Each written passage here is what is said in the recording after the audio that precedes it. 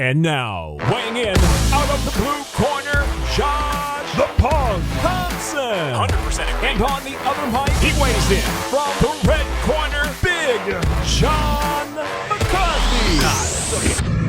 Well, hello to everyone. Welcome to the Weighing In podcast, where my man Josh Thomson and I are going to talk about one hell of a week of fights. We've got so many fights coming up.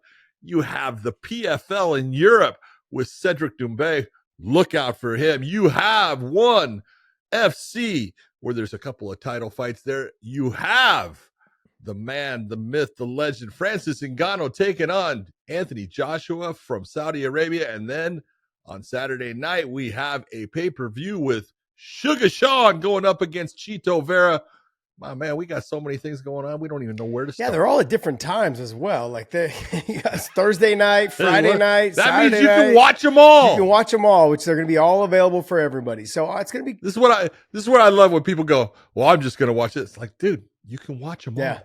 They're on different times. You can, watch a couple. Yeah. I don't care. It's going to be perfect. But be perfect for everyone. But I'm waiting for Dave to put the entrance music to Big Josh Thomson. Yeah, I could understand why, because you're getting fat as what? You know what's funny? Though is I'm able to work out now. So I got one in yesterday. I got one in today. The stem cell situation is clear. I did a couple push-ups. Man, John, I got to tell you, I didn't do much yesterday. Boy, I woke up sore. Sore as hell. My legs and my ass and my low back were a little tight. It wasn't too bad. I've been doing this 100 push-up a day thing. You just jump down, do fucking 25 push-ups, do 40 push-ups, whatever you're going to do. Just hit 100 for the day, right? And it's like, that's easy, right? It's a pain in the ass. Oh, yeah. Josh, it's a pain in the ass. Because it's like, I'm working and doing stuff. And it gets to where it's 9 o'clock at night, and I got freaking 70 push-ups to do. Damn it! I just talked to my son this morning about that because we were talking. He's just shredded, but he's 9, so it doesn't. He's just shredded. He's got abs on abs on abs, the little oblique abs, from all the soccer, all the lacrosse, all the sports, and but he still doesn't have any chest yet. It's, just. Like a flat board. So okay. We're laughing. I was like, it's all right. I never had a chest either as a kid. So I said, now, you know what? Because now I can work out. I can put weight on my wrist and on my shoulders and stuff. So I'm going to go ahead and just say we're going to do 40 push-ups a night, start off, and then we'll try to get up to 100 a day, 100 a night. Yep. And say, okay. So it was kind of funny. We'll see. It's funny you brought that up because 100, that's how Herschel, everyone complained about Herschel. Oh, there's no way he did, 1,500 squats, 1,500 push-ups, 2,000 sit-ups. I'm like, no, but you got to understand, he would do them throughout the day and he'd do them for warm-up and then he'd do his workout. And then he'd finish with like another 100, 200. Like it was just something that he just constantly did. And I mean, I can sit there and verify I've seen him do over about 700 in a day. And I know he did more later after our last workout. I know he probably did some in the morning when he woke up. So, I mean, I've seen him do 700, sit-ups, 700 push-ups, and just in the sittings that we were around. So, it's pretty impressive. It's not easy. You think about it, it's like, I used to do a workout when we were on the road in my hotel room at times. And it was as simple as I would do 15 push-ups. I would flop over, I would do 15 sit-ups, and I would jump up and then do 15 squats. And do that straight, that repetition, starting off at 10 minutes, go to 15 minutes, go to 20 minutes. It kicks your ass. It just absolutely obliterates you. You think, oh, that's nothing. No, it is. It's something. Yeah, so there's a big boy he's sponsored by Monster. He's a bodybuilder. Remember I did like the grappling thing with him in Hawaii. Yeah. But he's a great guy. But he does just the burpee push-up and like the push-up Superman, where it looks like he's like Superman in the air. Yep. But I mean, just watching him do his burpees, he does so many of them that it's like he's floating on air. And I'm over here struggling after like 10, 15 of them. And I do a lot of burpees. I own gyms and I was like doing a lot of working out at the time. I hate burpees. Hate them. But watching them do it. And there's a couple like people that I've seen like some like cholos. You see them doing like videos online. It's pretty funny. But man, these dudes, maybe they don't look the part, but man, they can do push-ups forever. Dude, look at, I hate to say prison workouts, man. It's push-ups, if you can find a bar, pull-ups and burpees are a huge part. Oh, yeah. I mean, dude, they get you in These shape. dudes are these You can guys. go. You're like, there's no way you can do them. These guys are just running, and they're not doing them fast. They're not trying to rush through them. They're doing them at an Doesn't easy, matter. steady pace. It's pretty damn impressive. And I like when they Yeah. hop up, they bang their stomach, bam, and they go back down to their burpee. They come up, bam. So I'm gonna have to start doing that because it's an old man workout. It's all me, buddy. It's all me. Well, then we'll add 5-pound dumbbells, maybe some 10-pound dumbbells, and hit my belly with the dumbbells. Bam. Yeah, you're gonna hip your hip. I'm bone. gonna You're break a end up hip and be out getting- of commission. Exactly. You're gonna have a hip replacement. Yep, and then die of pneumonia. All right, guys. Hey, before we move on, though, make sure you guys hit that subscribe button. I want to thank you guys so much for continually subscribing to our channel and not fading away, coming back every single time we have a show. I appreciate you guys very much. John, don't you appreciate them? I absolutely appreciate everyone that listens in because you know what? It's impressive that they come back, but it does show their intelligence. Yes, it does. It does. I want to thank you guys. Also hit the bell and the notifications. We got a lot of short clip videos that will be dropping anywhere between 8 to 25 minute long videos that'll be dropping throughout the week. We try to drop at least 1 or 2 shows a day if we can, for sure one, hopefully, up until it gets to fight days like this week, Thursday, Friday, Saturday. So, there's a lot to be watching and a lot to comb over in terms of when the fights are on. PFL will be on Thursday night. One championship will be on Friday night. And also, I believe during the day will be Friday during the day will be the Francis Ngannou fight, I believe. So Friday during the I don't know. It's so hard to figure out because you got to. I mean, Saudi Arabia is like 8 hours from the East Coast, so it's 11 hours to the West Coast. But sometimes you don't know when they're going to be doing the fights. Sometimes they'll do them late there to try to adjust, and sometimes they won't. And so it's just a weird. Just check your local listings. Figure out exactly. Find out where you're at and where it's going to be, when it's going to be. Check your local listings. We'll talk more about that fight here coming up, and then the UFC will be obviously it's in Miami, so it'll be on Saturday night, probably the normal time, 7 whatever. Check your local listings. Do yourself a It's only favor. like the third. I want to say the third time the UFC's from Miami. Yeah, UFC 42 was one of them. The third. 42 was the first. Yep, Sean Shirk Yeah, and Matt Hughes.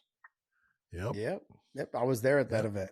And Josh Thompson outside in the parking And it wasn't a parking lot; it was in the middle of the street. It was me and Jim Bob, me and Jim Bob and Bob Cook and Sean Shelby was involved. Sure Dogs. Sean Shelby was out there swinging. Yep, and the guys that own Sure I Dogs. love it. Yeah, they both were out there. We were out there getting after it, man. They loved me after that. I was like literally stomping. Some guy tried to run into the restaurant, and I grabbed the door and held it open so I could stomp him through the restaurant because he was trying to pull the door closed from the inside. Oh yeah. I mean, I think the statute of limitations is up on that one, so we're good. It was good.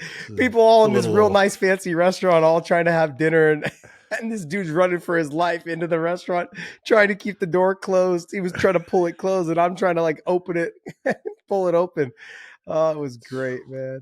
Foot gets stuck in there. Almost lost my shoe. Someday, I will give you the story on the night that I asked my wife to marry me. It was a special night. Oh, lovely. I can't wait. Cliffhanger. We'll tell it off air, and then we'll edit it so it fits on air. Oh, dude.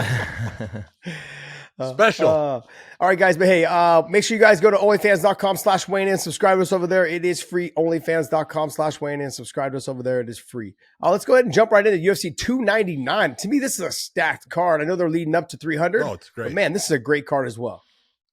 This is a great card. This was fantastic. And, obviously the main event being Suga Sean going up against the only man who has put a mark on his record.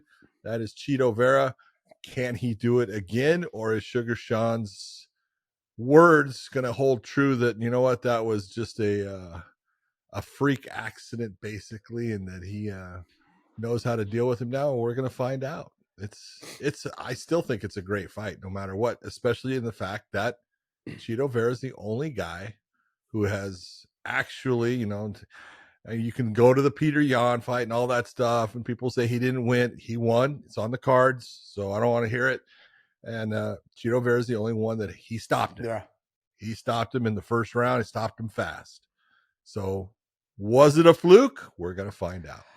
I think there's a lot to take away from the first fight, but there's also a lot of things to consider. Sean O'Malley has gotten so much better in using his lateral movement, on how to utilize his jab, using his kicks at range, not putting himself in situations that would make it a slugfest. He understands the distance and the range a lot better now. Now, Chito, on the other hand, I think he's obviously gotten a little bit better as well, but not in the gains at which Sean O'Malley has. Not much has changed for Chito Vera's style and the way he fights. He walks you down the same way he fought Rob Font. He walks you down. He waits for his opportunity. He tries to take your head off. And fights can get away from him in that style of fight. And we've seen it. Had he not got the knockdowns at the end of every round against Rob Font, he would have lost that fight. Absolutely. You're right. So somebody like Sean, who is longer, faster, all of those things than Chito, he's going to be able to use that reach, that speed, and that range, and his movement to frustrate Chito. Now, Chito obviously can end the fight with one shot. He can end the fight with jumping on him and finishing on the ground and pound. In that first fight that I saw, though, it was the nastiness of the ground and pound when he did get to the top position against Sean O'Malley that did a lot of the damage. I know he finished it that way with the ground and pound. I know the leg was compromised. Compromised, yeah, it was. But I know that the leg hurts. It's a distraction. I understand. But Chito came in nasty with that ground and pound.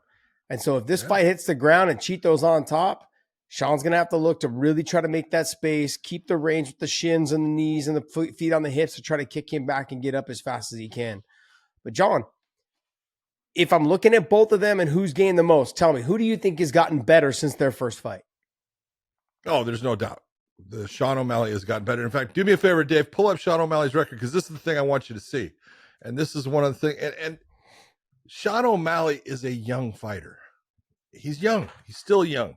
He's learning. But if you take a look at before he fought Chito Vera, and this is why I had Dave pull it up. You had Eddie Wineland was one, and I want to say Jose Quinones is the other. 2 knockouts in a row. Okay. And the Eddie Wineland one was, man, he just stood there and sniped him in big shots, and he was out going down to the ground. And in my opinion, everything that you're talking about, Josh, all the footwork and everything that makes him who he is and how elusive he is, how he uses his range and all that, it kind of went out the window in that I can stand here, I can plod forward, and I can beat you up. No, you can't. Yeah. You can't do that to everyone, and that's where he made the mistake with Chito Vera the first time. He had that in his mind, and being a young fighter, as soon as you start knocking people out, it gets in there, I can do this to everyone. And now he understands, you got to fight smart. You got to fight your fight. Make it to where my opponent is having the difficult time finding me.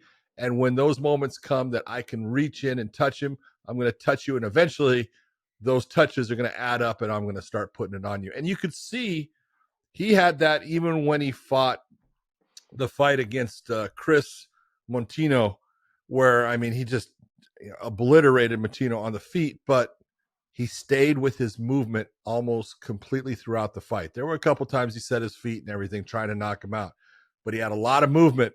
And that's when you're talking about who's gotten better. It's absolutely Sean O'Malley has gotten better, because he's learned that fact that, hey, don't fight to just knock somebody out, because that's not going to come. You've got to go out there and fight your game, make him have to have difficult situations, make him open up in areas where now I can take advantage, and now I'll get my knockout. And there's no doubt in my mind, Sean O'Malley is by far the guy who has improved. Now, is it enough to beat Chito? Yeah, it is. But Chito can still beat, O'Malley. It's a matter of who fights the smart fight. The one thing about Chito is normally, generally, usually, he doesn't start fast. He starts slow, and he usually gives away that first round. And sometimes it's looking for reads and things like that and trying to figure out his opponent. Look, you've been in there with him. You should have an idea. And by being in there and then watching the tape that he has given you through the fights with like Peter Yan and Aljamain Sterling, you should have an idea of what he wants to do with his movement and how he is throwing that jab off of the movement. That's a big tell in how you're going to stop. Yeah. So when I'm looking at Sean O'Malley's record, I'm looking at the Montino fight, right? That was a good fight for him to understand that his movement was very critical because Montino he had nothing to lose. He took the fight on short notice. He just walked forward, tried to put pressure, tried to land the big shots, tried to put the combinations together, and he was extremely durable. He relied on his durability to try to break Sean. Didn't work. But Sean in that fight, I think, had to switch something on in his head mentally and go, look, I can't put this kid away. He's taken everything I got, and I'm turning him around with my shots. But that showed maturity. Exactly. It did. That's exactly where I was going with that, is that what he did was he learned from that point on, because he started looking tired a little bit in the third. He started looking like he was, okay, look, he realized I can't knock him out with just one shot. I've got to make sure that I'm putting my combinations together and then moving out of the way so I don't get clipped.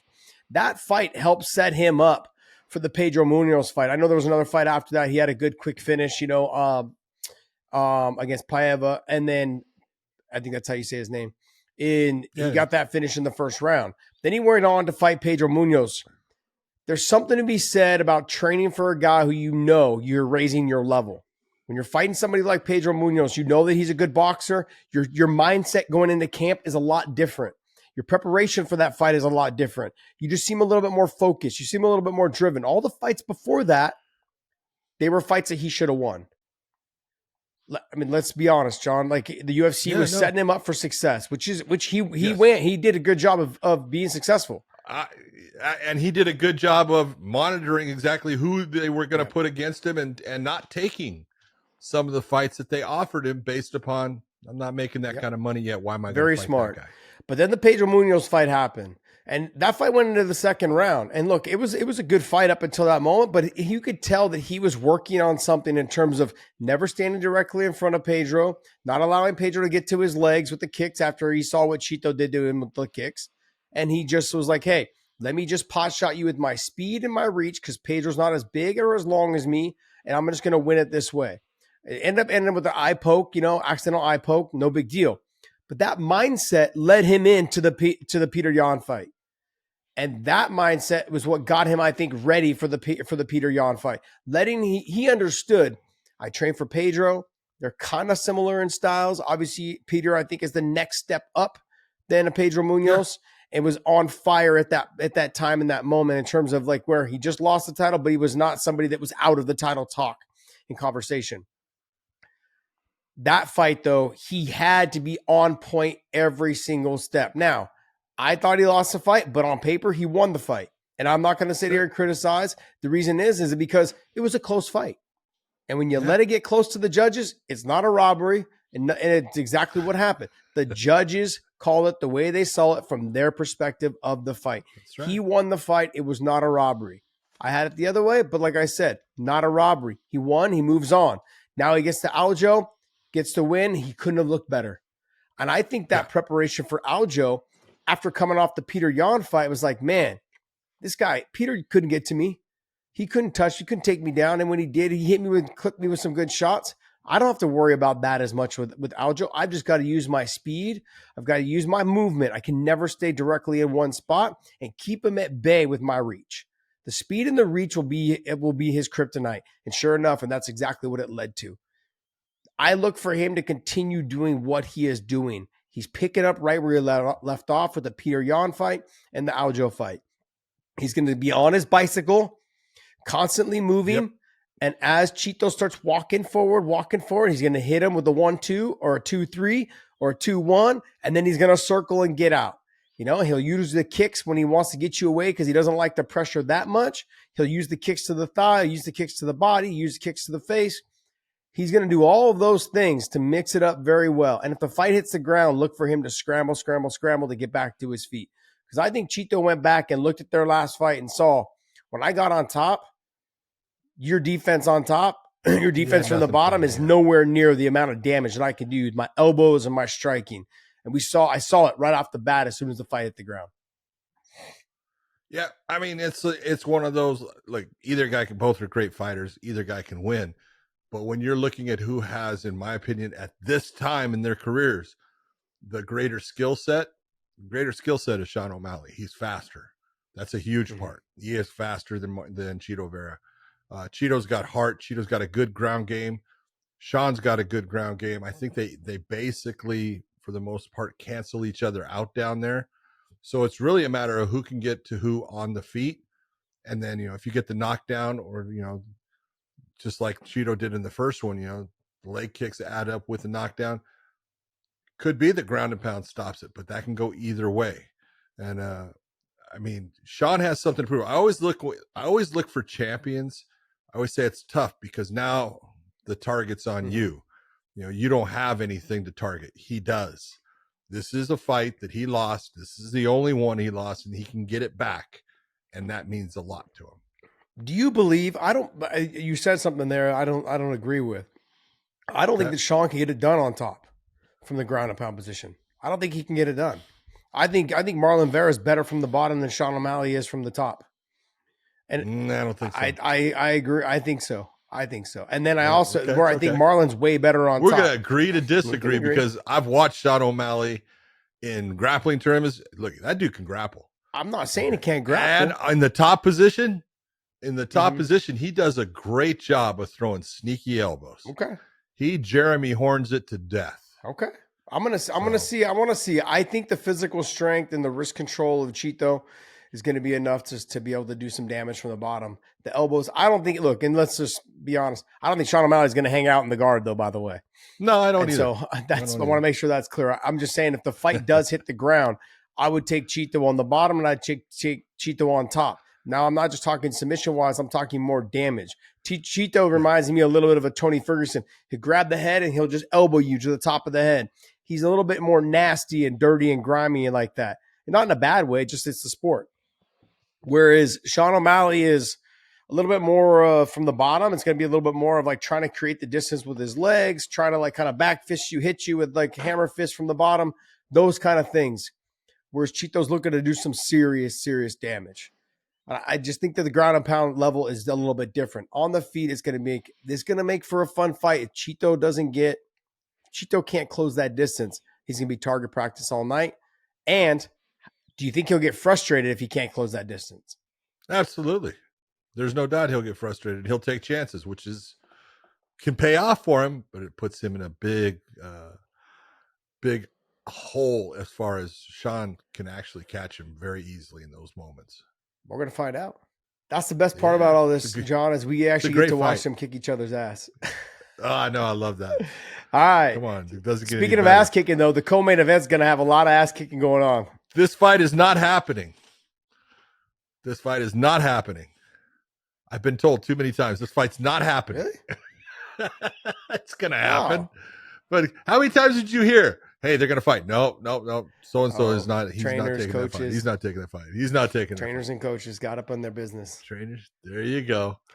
All right. I love this fight. And I do think that, I'm going to go with the older guy in this one. And that's not what I normally do. But I think Dustin has too much experience for Saint Denis at this point. I really like Saint Denis. And, man, I was so worried on his first loss because his first fight in the UFC was his only loss, and it was a fight that he was doing well in, and then he just got overrun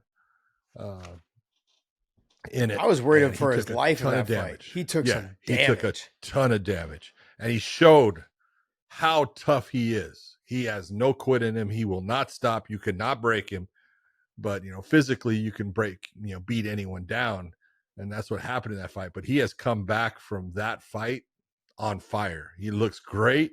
He's getting better all the time. I'm just not sure that he has the experience in the cage to deal with all the things that Dustin Poirier brings. Because one of the things that people do not give Dustin Poirier enough credit for is his fight intelligence. He is so smart. He understands things so well. He's got a great ground game. He can use it. He's got good wrestling. He's got fantastic stand-up. He throws his hands beautifully in combinations.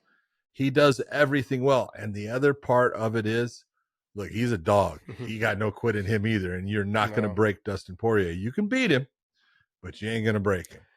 And so, great fight. Love it. Love the fact that it's actually happening. Say Denis fight where his first fight in the UFC where he just got destroyed, and I was literally concerned for him. I was screaming at the TV. Yeah, it was giving me flashbacks of fucking Josh Thompson and Tony Ferguson. And that one, I actually texted Mark Ratner saying, "What the fuck is going on?" It was I was just saying though, John. I said it was giving me flashbacks of Tony Ferguson's Josh Thompson. It's brutal. Dude, you know what?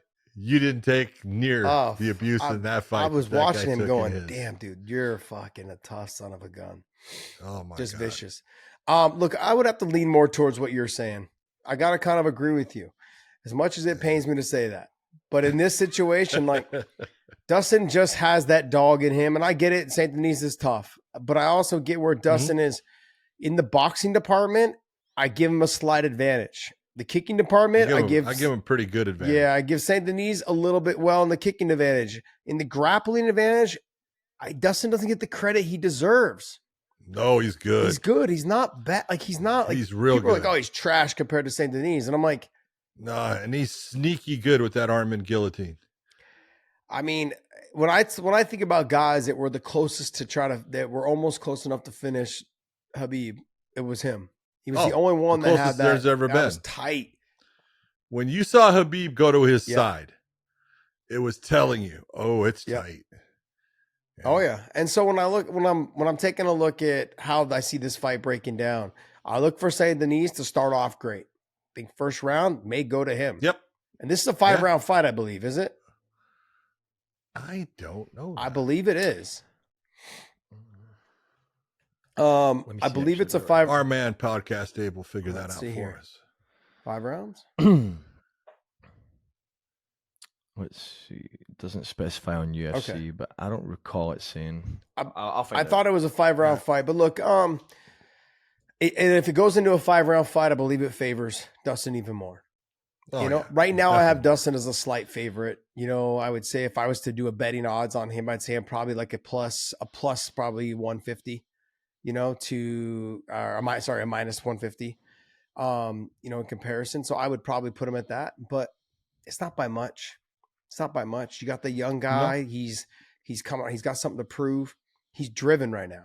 He wants it all. In Dustin right now is he's had his shot at the title. He's been there interim champ. He's done all these things, but this young guy's trying to get there. And those guys are a lot more motivated at the time. Dustin's been a little bit inactive as of lately. I know he fought Justin and he's taking some time, to kind of refresh, was trying to figure out what's his next step. They threw this at him. They're kind of doing him a little bit how they did, or they are doing on this card, Gilbert Burns. How Gilbert Burns is fighting Jack Della Maddalena. Both of these guys are not ranked. Yeah. They're ranked pretty low down. Oh, you're going by the ranking themselves. These guys are ranked in the top 5, top 3, whatever it is, and now they're having to fight back, 8 spots, 9 spots, whatever it is. I don't know. Maybe it's less, maybe it's more. Don't get on me in the comments over that. Okay, guys, calm down. But yeah, this is one of those fights where Dustin feels like they're trying to bring the young guy up because he's exciting, he's fun to watch, and I agree with him. And he's got to let him know, like, hey, no, I'm not done yet. This is still my area. I'm still making this run. I'm going to get through you. Yeah. So I'm looking forward to seeing Dustin get this fight going. So it should be a good fight. Look for Dustin to start a little slow. If it is a 5-round fight, though, Dave, I'm going to lean even more towards Dustin. It is. It is a 5-round fight. There you go. I look for Dustin to do exactly how he fought Hooker. Huh? Hooker. Dan Hooker. Look for him to maybe lose round 1. Maybe even start to lose round 2. He lost round 2. Round 3, 4, and 5, though. Here comes round 3. Here comes round 3, 4, and 5. Let me just tell you, we're going to get after it. So, we're going to see. This is going to be a good fight. Next fight, though, we have the debut of former Bellator fighter. The UFC debut of who? Who? He is nothing. Ask any UFC fan. Trash. It's trash. Trash. But I got to be honest, though, John, when they said Kevin Holland, I was like, ooh. I loved it. You like that? I loved it. I was thinking to myself, I'm like, man, this is a little bit of a strange fight because normally MVP's the longer, faster, and kind of like wiry guy. He'll still be the faster, wiry guy. I was gonna say, don't even try to tell me you think Kevin Holland's gonna be fast. Oh no. Stephen Thomson was faster. I thought you for a second there. I thought you lost your mind. No. He's not going to be faster, but he's going to be longer. No, he's not. No, let me see. Let's pull it up. You know what? Let's check the stats. They're both 6'3". They're both 6'3". So the reach is going to be, when you talk about reach, it's sometimes difficult based upon shoulders, because the arm length is really what you're looking at and stuff. 81 to 79, so very close. And so it's right 2 there. inches. I mean, yeah. She said 2 inches is a lot sometimes. So here's the difference. This is what it comes down to. We just talked about Dustin Poirier and his fight IQ. And I love Kevin Holland as a fighter. He just doesn't fight smart. He doesn't fight smart, in how many fights. Now, I have seen him like mature, and he does something in the fight and you go, all right, there you go. Put it into where your strength is at. And then he'll come back the next fight and it's like, what the hell, dude? His fight with Stephen Thomson, he enjoyed himself. He hurt his hands in that fight, but he had the opportunity to be in the top position on the ground with Stephen Thomson and let Stephen Thomson stand up. You don't do that. Yeah, that's just not smart. I don't care what you said in the media scrums or any of that stuff. I don't care. Your job is to go out there and win. So put the fight in the position where you have the greatest opportunity to get that win and use it. And when you don't, it's telling me you're just not being smart. So I think Kevin Holland is a hell of a fighter. He's got a better ground game than MVP, but he's not going to be able to submit MVP. MVP is not bad on the ground. People don't give him credit for, his defense on the ground. His ability to get back to his feet is damn good too. It's going to come down to the awkwardness of MVP. How awkward he is for someone to have to deal with in a fight. You saw Stephen Thomson land a lot of shots on Kevin Holland. Stand by.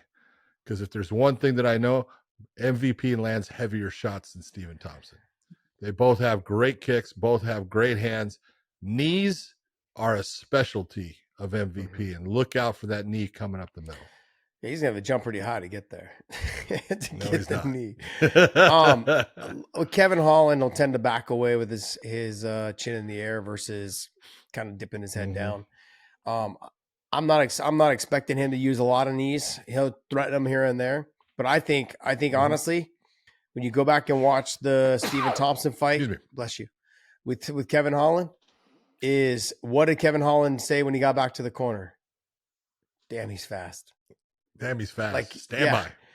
And so Michael Venom Page is a lot faster. Now, the one thing that I will say the difference is that Stephen Thomson works his way in with the kick and then goes right to the punching and then punching right back to the kick to exit himself out. MVP jumps in quite a bit to cover that range. He does it so well, so fast with it.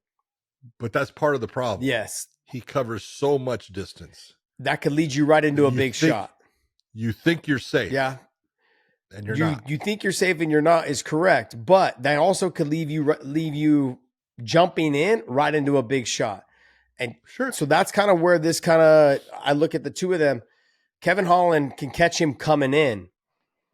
It's going to be tough. You can catch him coming in, though. I don't see it any other way. I don't think that Kevin Holland's, because Logan Storley had a hard time holding MVP down, had a hard time getting him down, and he's a six-time state champ out of South Dakota, four-time All-American out of Minnesota. I mean, like, the guy can wrestle. I mean, and every guy that's been able to beat Michael Venom Page was just guys that just stayed on the wrestling, didn't worry about striking, and they had to make it a boring fight. I don't think Kevin Holland has that boring fight in him. He just wants to be entertaining. I'm sure he wants to win. Now I think his mindset has changed since the Stephen Thomson fight. But trying to take him down, Michael Venom Page, and control him, it's gonna be pretty difficult. And well, it's one of I'm sorry, go ahead. No, I think you're gonna see MVP fight very similar to how Sean O'Malley is gonna have to fight. He's gonna have to stick and move, a lot of movement, keep on the bike, and outpoint him until a big shot opens up. there is going to be that moment, that Douglas Lima has got a win over MVP. That was his first loss. And you take a look, and MVP was starting to get to Douglas, and he actually had hurt Douglas in that. But it's as you're talking about, that moment where he jumps in, all of that is momentum coming forward. And if you can meet that momentum like Douglas Lima did, that shot just intensifies in its, power and its ability to put him out. So Kevin Holland's got to time that and find that moment. I just don't know if he can, based upon the awkwardness. You can't bring anybody in to your camp that's going to mimic what Michael Page does. It's not going to happen to him. Now, the one thing I look at this, Michael Page wants to make a statement. And look, he's had, Josh, you think about this. I've never seen an individual hurt fighters as much as Michael Page. Yeah. So weird. I know that sounds crazy, but it's the truth. I've seen him knock people out, all that. He broke the skull of Evangelista Santos. Okay. I mean, broke the front plate of his sinus cavities. I mean, did it. I was the referee and turned him over and went, shit. Okay. It's okay to see lumps. You don't want to see divots. Okay. Indentions are bad. He broke the nose of Derek Anderson so badly. I mean, his nose was sitting across his face, and that was off of a kick. He tore the patella tendon of Goichi Yamauchi with one kick, and just snapped his tendon to the point it rolled his kneecap up into his leg. And you look and you go, I mean, he's got a bunch of other knockouts, but he's got some violent endings because he does have so much speed. He does have power, and it's his ability to get to you when you don't think that he can. Yeah. And now, Logan Storley is he's a fast guy. And he said, I was shocked at how fast he was. He covered distance, and I was like, holy shit. How did he get there that fast? And that's the thing that, Kevin's going to have to deal with. How much pressure is MVP feeling right now? First fight in the UFC, changing promotions after being in one for so long. He wants to come out and he wants to put on a show. He wants to have a highlight reel. He wants everyone to go, wow. Yeah. Because that's what's going to get him where he needs to be. He's not getting younger. He's older. He's 35, almost 36 years of age, or is he 36? I think he's 37. He's right there between. I think he's 37. 36. Okay, 36. Any day now, though. April 7th. Well, there you go. 37. So he's coming up on it. So he doesn't have a ton of time. Yeah. This is where all of a sudden that speed will start to diminish, somewhere in here. It may not be this year, but it's going to happen. He wants to be on the fast track. He wants to get to a title shot in the UFC. That's his goal. And he needs a big win and an impressive win to propel that in the direction that he wants. I'm surprised they didn't give him a high-ranked guy or middle-ranked guy, someone in the top 10, someone in the top 15. Where's Kevin Holland? He's not in the rankings. No, I think I don't think Kevin's in the rankings. He's not in the rankings at all? I don't think so. I would have bet that he was down. 13. Oh, 13. Yeah. Okay. All right. Maybe that's there. I would have thought maybe. Okay. I get it. Okay. Let's move on to the next one. Gilbert Burns versus Jack Della Maddalena. Well, you were talking about this one, so go. Well, I mean, we had Gilbert on. We talked about this fight. We talked about, hey, he's kind of... He knows he's dangerous. He understands that he's dangerous. He understands that he can't overlook him. He knows where his strengths are and where Gilbert's strengths are. Gilbert's like, look, I got to get back to doing what I do. And that's a little bit of wrestling, a little bit of grappling, and being the Gilbert Burns, being Dorino, and I think if he does that, I think if he makes Della Maddalena, if he makes him work to get up off the bottom, look, Jack can't chase. He ain't getting up off the bottom. He ain't getting up off the bottom, I don't think. And I also don't think he'll be chasing submissions like he did in one of his fights. Kept falling to the guillotine, the Armenian guillotine. Kept falling. I'm like, you're not doing that against Gilbert Burns. You're trying to stay on the feet the whole time. And Gilbert on the feet, I think, is faster than Jack Della Maddalena. Now, I think he's faster. But as the fight goes on, Gilbert tends to like get a little bit more loopy, not as disciplined with his, not as technical. Yeah. It starts to get a little crazy and wild, and he leaves himself out there and open. So that's where he can't afford to be. He's got to utilize that speed and the striking to close the distance, get in on the body locks, elevate, get the takedown, and just control top position. Work to his position. I think this may end up being one of those fights where Gilbert goes back to being what got Gilbert to the dance. I agree. I think this is going to be your classic. Look, Gilbert Burns can strike, and he's got good power in his hand. He's got good speed in his hands. You're right. He doesn't want to be in a stand-up battle with Jack. So you're going to see Gilbert going back to his roots. He's going to be looking for that moment that he gets an entry in there, work for the takedown, and do not let him get back up off of his feet until the fight's over. Madalena's got to keep that from happening. He's got to use good footwork, good movement, and frustrate Burns. And when, it's a matter of stop that first takedown attempt. Now stop the second. Now put it in his mind that this is not going to be as easy as you think in getting, this fight to the ground. And Gilbert's got to have the basic mindset of Khabib.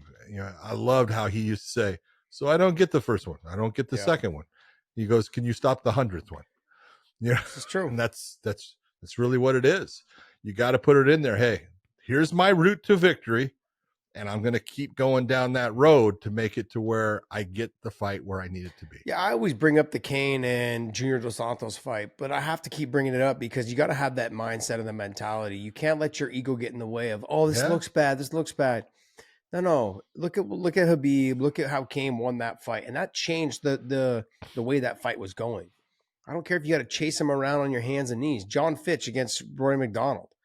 I mean, you look at those kind of fights, and you're like, man. Like that's how it gets done. I can't blame you. Yeah, exactly. Like, look, getting the win is more important than your ego getting involved. And so I look at Gilbert Burns and going, hey, you may have to chase him around a little bit on fishing the single leg, switching to a double, coming back up to the body, then dropping back down on a single. You're going to have to chain wrestle this thing to get him down. But once you do, I think it'll be a lot of control from the top position, taking the back, doing all those things. Look, they are worlds apart. Yes. When it comes to being on the ground. I agree. So next fight, Peter Yan versus Yadong Song. Yadong Song. Man, I tell you what, Yadong Song is coming off of Song Yadong Song. It's one of those ways. Yeah. That's all I'm gonna say. I hear it, but Yadong Song is so he's confident right now. He's got a big belief. He's had some really good fights. He's got power in his hands. I don't think he's going to use his wrestling to try to take Yan down. I think he's going to, for the most part, stand and bang with him. I don't think that's a good idea. I think that's how he loses this fight. If he decides to get into, we're just going to stand and bang, he's doing it against a guy that's got good power. He's got very good trips. He's going to sit there and he's going to take him, sweep him off his feet at times. And all that is just make him get back up. It just burns energy. I'm not saying that Song has ever had any problem with his gas tank. He hasn't, but it's a frustration level that can build with it. And Peter Yan's got to get back on get off of the snide. He's been on the snide for a while now with some controversial losses, but hey, that's part of fighting. This is a guy that was basically came into the UFC with one defeat against Magomedov, and he's had quite a few in a row. Is it 3 in a row now? Yeah, I believe so. 3 or 4. Might be 4. That's a rough one. Might be 4. Might be 4? Jesus. John, I look at Yadong Song, and I think that there's a good chance that he can get this win. I think he might be able to get it by knockout. But that being said, I think what it is, it's the speed of Yadong Song in those exchanges that gives him the advantage. 26 years old. He's a baby. Yeah. Well, he's got so much coming up. It's crazy. He's got great takedown defense. He's got good takedowns himself. Strong as hell. He's got power. Yeah, and he's got power. If he tightens up his combinations, and as this fight goes on, you can see him start landing the cleaner, harder shots. Now, what he can't do is exactly what you said. He can't allow Peter Yan to dictate where this fight happens. He can't allow, as soon as he gets into an exchange, can't allow for Peter Yan to foot sweep him. Can't allow for Peter Yan to, get into the clinch and dirty box him. You can't allow him to do those things. He's got to get into his combinations, let him go, and get out, keeping his hands up so he doesn't get caught on the exit. And as the fight goes on, he's got to still stay tight and true to his boxing. He's got to be true to defense and true to his boxing.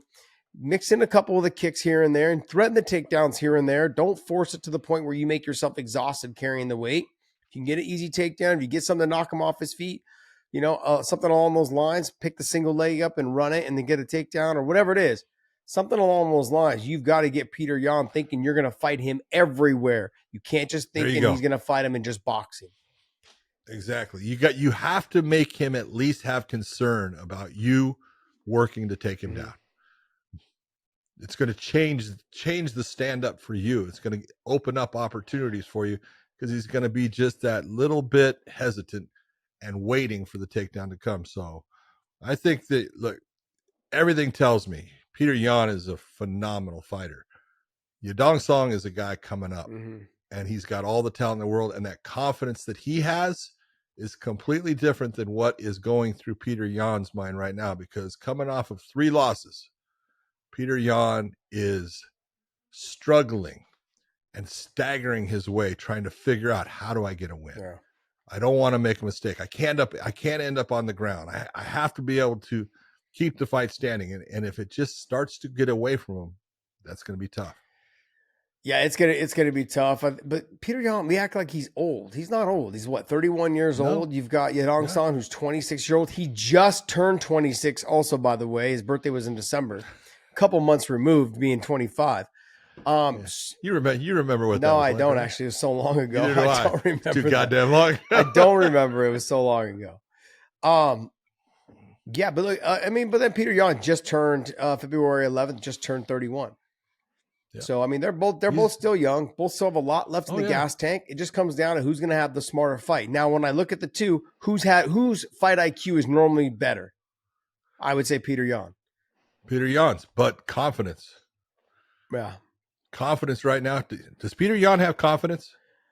I don't think so. Normally, so you think? Yeah, but after 3 losses, he has 4 losses in his last 5 fights. Scroll down. There you go. That's a sumbitch. Lost to Aljo, beat Corey. Lost to Aljo again. Sean O'Malley and Marab. Oh, I forgot about the Marab fight. I don't know why. Yeah. Yep. Jeez, man. Not bad losses though. No, always against great competition. That's not it. He's only fought in the last bit.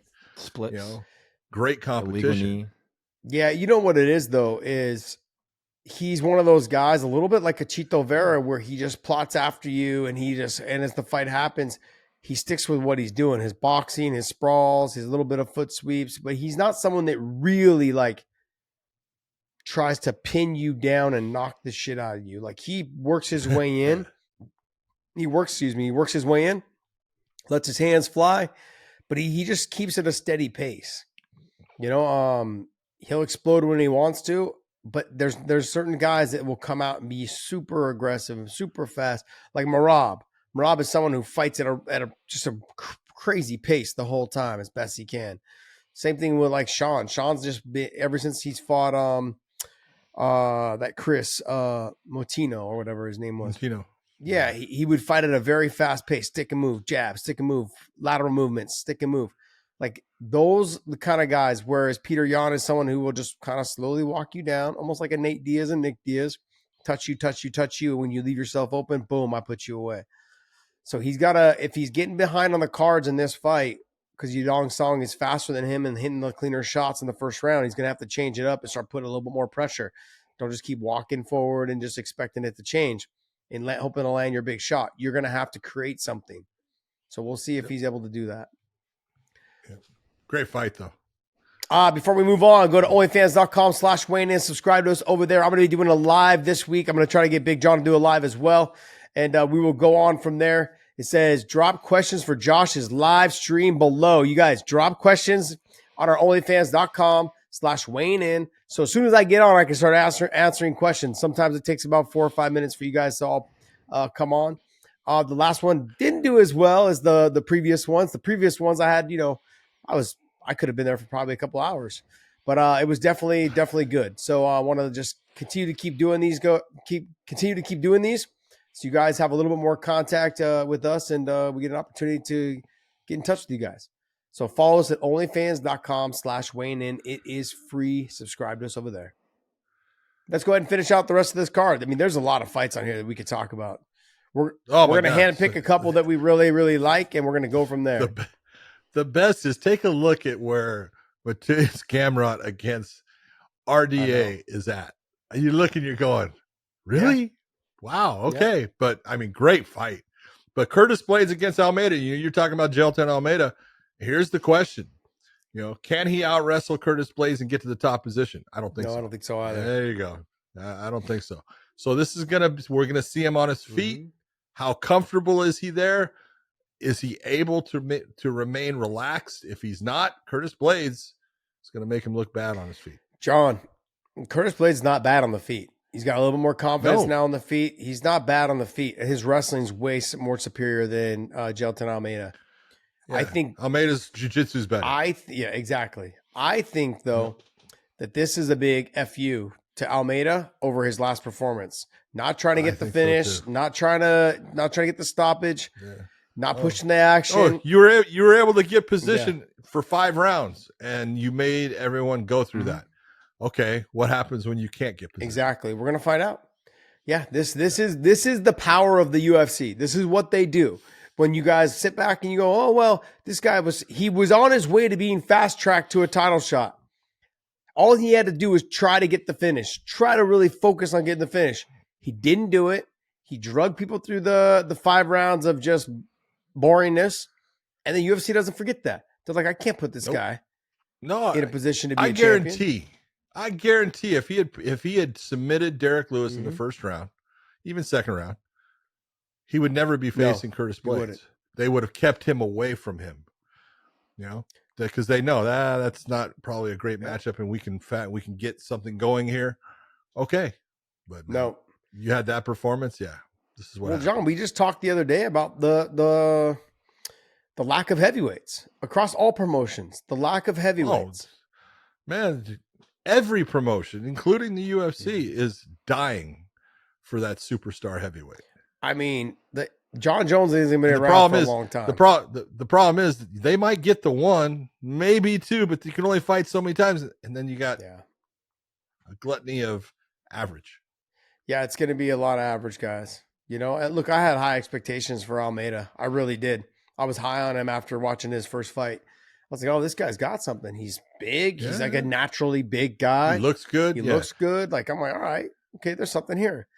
And then you're only as good as your last fight. But it could be you're only as good as your last fight. Maybe it was an off night for him. Maybe it was just a bad night. And he's going to come out and just put it on someone. So we'll see. I mean, it's going to be hard against Curtis Blades. Curtis got good takedown defense, and his hands are not bad. I'm going to go down to the Gamrot versus RDA fight. Oh, good fight. Yep. RDA's been getting away with wrestling his last couple fights in terms of being able to get the wins by taking guys down, controlling the top position. That ain't going to happen this fight. What do you think about it? He tends to jump from lightweight to welterweight back to lightweight. Make that money. Is that make that money. Whatever gets you a fight at that moment, make that money. Yep. He's still doing it at a high level. He'll never be champion. Oh, he is. But he's when you watch him fight, he fights very smart. He's not taking a lot of damage in his fights. He's a crafty He's had a fighter. ton of fights in the UFC. Yeah, a ton. I wonder if he'll try to pass Jim Miller. I don't know. He's got to be over 30 fights. In the UFC, G's 2, 4, 6, 8, 10, 12, 14, 16, 18, 20, 22, 24, 26, 28, 30, 32, 34, 34. 34. Damn. What's Jim Miller at? 36, 35, 36, 37, somewhere in there, I think. Yeah, that's close. Insane. That's why Jim says, I'm going to keep fighting. He doesn't want to let RDA catch him. But look, as long as this is a tough fight for him in terms of being able to stop the takedown. It is. But Gamrot, I mean, if RDA can start getting to Gamrot's calf early in the fight, calf kick, letting the combinations go with the uppercuts, keeping him loyal to being on the feet, having to set up his takedowns, it's going to change a little bit of the dynamic of the fight. RDA is here for a reason, man. It's because he's got a great fight IQ. He knows what to do and how to exploit someone's weaknesses without him taking a lot of damage. It's going to be a good fight for him. So I'm leaning towards Gamrot, obviously, because of the ability to wrestle and younger, the cardio, all of those things. I think it'll favor him. But RDA with the fight IQ, man, it's going to be a good fight. I think it's going to end up being a better fight than we think. Pedro Munoz taking Kyler Phillips. I look at it. Kyler Phillips stepping up. That's a big jump up for him. Look at, you can say what you want. Pedro Munoz has been good for a long time. He's got a great ground game. He doesn't use it really, but it's there for him. His stand up, he's got power in his hands. He can knock people out. So this is a big step up for Kyler Phillips. But I'm going to tell you the one that's interesting to me is Mikael Pereira against Michael Oleschuk. I'll tell you what, I like Mikael Oleschuk. He is just a tough, mean Polish fighter. You want to talk about, Polish power. He's got power in his hands, but he's not that fancy guy, but he will just keep marching forward. And he's going to have to against Pereira, who's, super athletic, super fast. We'll see if he can deal with the athleticism. It's an interesting fight. Good stuff. Hey, that's going to wrap up our UFC 299 pay-per-view talk. That fight is happening this Saturday night. Make sure you guys tune in. We will be giving you guys our analysis the next day. We're not sure if it's going to drop earlier yet. We'll see how long the fights go. We will see. All right, guys. And let's go ahead and move on to March 8th, Riyadh, Saudi Arabia. I was just there, John. I was just there. You should have stayed. No. You should have stayed. No. I enjoy being in home. I enjoy it. I had a good time out there though. It was nice. People were extremely nice. Yeah, it was fun, man. It was fun. There was a lot of things that opened up your eyes to reality. There was some of the first things that I noticed being there was that not all women are covered from head to toe. And they're not forced to be covered head to toe. It's a mutual respect thing between the husband and the wife, and something that they talk about. From what I understand, after talking with some of the females there and the males, is that they choose to do that. And so, okay. And some are covered, or some are just wear a head garment, and but everyone was so respectful. Everyone was so nice. But it's all about choice, and they've seemed to. Seems to be. Let me ask you this. Yes. Let me ask you this. How safe was it? I mean, I walked 5 miles at night with Amanda, and I mean, outside of a little bit of the kind of a little bit of crazy drivers, but it seemed extremely safe. Extremely safe. Yeah. Where would you be safer, there or in New York? Oh, John, don't make me answer that question. Come on. Oh, baby. For sure there. Yeah, absolutely. Absolutely. All right, well, hey, let's get right into Anthony Joshua versus Francis Ngannou. I'm going to continue to say the same thing that I said about Francis that I haven't said about Tyson Fury. All he's got to do is get him in trouble. The difference between this fight, John, and that fight is that Tyson Fury can dig himself out of a hole sometimes when he gets in trouble. Anthony Joshua has proven that once he gets rocked or once he gets in trouble, he's not the same fighter. He gets into a shell a little bit. He doesn't fight to his ability. He fights timid after he gets hurt. Yeah. Not only fights timid, makes mistakes. Because he tries to get it back at times, and he opens himself up to more shots, and you look and you go, you can't do that. You got to stick with what you do and what you do well. Make it up over time. I look at it and it's like everything tells me, Anthony Joshua should win the fight. But I think Francis Ngannou's got a hell of a chance because he's got the equalizer, man. Yeah. He hits hard. Not that Anthony Joshua doesn't hit hard, but he doesn't hit as hard as Francis.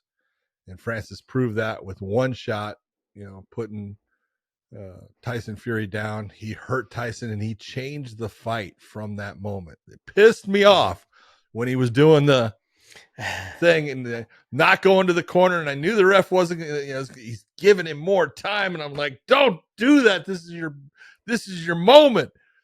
But if he puts Anthony Joshua down, I think it's a different fight. I think that Fury does come back and he understands how to hold very well. He understands how to slow the fight down very well. Anthony doesn't do that as much. He tends to throw. You got to, with boxing, you have choices. You get hurt. One is movement. Move. Get away. Okay? Get on your bike. Start pedaling fast. Get yourself out of range. That's great. That shows you're being smart. 2, hold. Clinch with him, hold him, do everything. It's illegal, doesn't matter. They're going to come and separate you. It's time, and it's saying, again, you're being smart, you're thinking. The one that you don't want to see is a guy that plants his feet and starts to throw back. And that's what Anthony Joshua does when he gets hurt. He thinks that, I can get my way through this, and that's normally when someone's going to plant him. And so if Francis can get that shot off that puts him down, it could be over within that round, because it's not that I think that Anthony Joshua is not going to be able to get up from it, but when you get hit with 2 of them, you might not be getting up from it. I look for Francis to switch his stance quite a bit this time. I think he's also going to spend a lot of time in the southpaw position. His straight left, I think, is better than his straight right, which is crazy. Well, it's also his right jab it's got snap. Yeah. It's got speed, it's got snap, and it gets him there. And you're right, his left hand down the pipe, it finds the target. Yep. And he goes to the body with it well. Yeah. I think what his advantage in being orthodox style is that he's got a big hook, and he can catch you in exchanges, if you start leaving yourself open. And Anthony Joshua with the long range jab will leave himself open if Francis Ngannou can slip it and make him pay. And the last thing you want, this is power that not a lot of people have ever seen. This is like, they think they know it, like Deontay Wilder power, but now you're just getting that same type of power, but probably a little bit more out of someone who's a little bit more compact, not as rangy. Francis Ngannou is big. He's 260 pounds. 60 pounds. You know what I mean? Whereas Deontay Wilder's 220, 225, 230, 228, somewhere in there. And so, yeah. Deontay's a little taller. I think they have Francis listed at 6'4". He's taller than 6'4". Just telling you right now. He's about 6'5". He's a big guy. 6'6". He's a big guy. Deontay's about 6'7". How big is Anthony Joshua? How tall is he? Anthony Joshua is 6'6". 6'6". It's going to come down to who can get to whose chin. And I think Francis is going to be able to take Joshua's shots, whereas I don't know if Joshua's able to take Francis's shots. So France got to stay tight with the defense, not leave himself out of position. Don't expend too much energy in the first couple of rounds. Put good pressure. Put that type of pressure that makes him react, makes him use his energy. Look for Anthony to go to the body. He's going to sit there and say, "You're not used to going, the 10 rounds. Yeah, you went the 10 rounds with Fury, but I saw that you were concerned. Yeah, I saw that you kind of held back." And so if I can put shots to your body and punch a little, bit of holes in the gas tank, it's going to help me a lot. So I think you're going to see Anthony Joshua go to the body on Ngannou. He's got to have to deal. And France has been out there since they were supposed to fight previously. So France has been out there for the last, 2 months or whatever. He's never left. He's been there training, getting his work in. He's been to the venue several times. He understands where everything's at. I mean, he's basically a resident now in Saudi Arabia. So this win right here will change his career. Let me ask you this, though, John. Does he ever fight in the PFL if he wins this fight? Like, I look at it and I go, there's just more money, just more of everything staying with boxing if he beats Anthony Joshua. Because he beats Anthony Joshua, where's he at? Goes right back to Tyson Fury. He's 1-1 as a professional, but he's got to win against the guy who was the heavyweight champion in Anthony Joshua. He's got a split decision loss against the lineal champion, a guy undefeated in Tyson Fury. He could fight anyone and make, as they would say, a bag full. A bag. Oh yeah.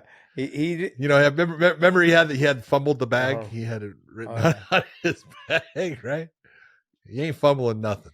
Well, this puts a lot of questions, I guess, around.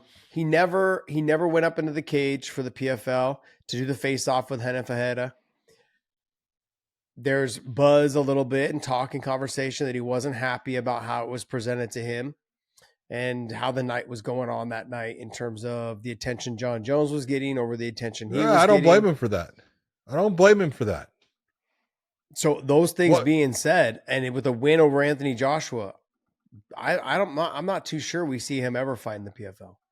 Josh, you got to be honest and say, and look, a promotion is going to do what it wants. Yeah.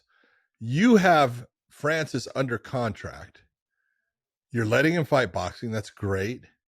Why are you putting John Jones on the mic instead of Francis? Why? What does it do for your promotion in putting John Jones on the mic instead of putting Francis on the mic? John Jones went up there and did exactly what he's going to do. Yeah, I would beat Francis. So you're Francis and you're sitting there and you don't have the ability to, as they say, retort. Mm-hmm. I can understand why he was like, I'm disappointed in that. Yeah. We're going to find out. I mean, like I said, with the win, even if he gets a knockdown, it automatically opens up another fight for him. You know, I mean, they're not going to be as keen to, like, it'll probably be somebody like a Ruiz and I always go back to Ruiz because there's, someone along that line to try to get him a win. And then he can go ahead and make his change back into Tyson Fury's and Deontay Wilder's and Anthony Joshua's in the rematch, whatever it is. So who knows? There's a lot to be said here. I mean, like, I can see them putting him right into Deontay Wilder, fighting the three best guys right at the top. Let's just see. Let's see what happens. It'd be the only guy going in 0-3 and making $15 to $20 million a fight. I mean, like, realistically, John, why would you even want to do anything else? I don't know. All right. Well, hey, that's going to wrap up our Deontay Wilder talk. But hey, go to weighingInMerch.com, weighingInMerch.com. And you guys, don't forget. Did you say we're wrapping up our Deontay Wilder talk? Oh, did I say that? Sorry. Our Francis Ngannou and Anthony Joshua talk. Is that what I just said? You did. Man. We're wrapping up our Francis Ngannou and Anthony Joshua talk. But go to weighingInMerch.com, pick up some of our short sleeves, our long sleeves, and our hoodies and our sweaters. Sweatshirts. No sweaters. Yeah, I know. Our listener, Amanda, she got on me again about it because I said it the other day. Hit the thumbs up and subscribe to us on our channel. And thank you guys so much for continuing to be part of us. And leave your questions available down below, not down below, sorry, at onlyfans.com/weighing-in. Leave your questions available there and I'll be able to check them out. And I will be doing a live this week and try and get you guys on. John, take us away, buddy. Thursday night, got to check out the PFL and Cedric Doumbé. Dude is a stud. Friday, you got so many things going on with the one fighting championship, and we believe that's the actual time that it's going to be in the States for the Deontay Wilder. No, maybe not Deontay Wilder. Anthony Joshua versus Francis Ngannou. And then on Saturday, you got the UFC with Suga Sean taking on CHITO VERA. I hope you enjoy the weekend as much as I'm going to. We will see you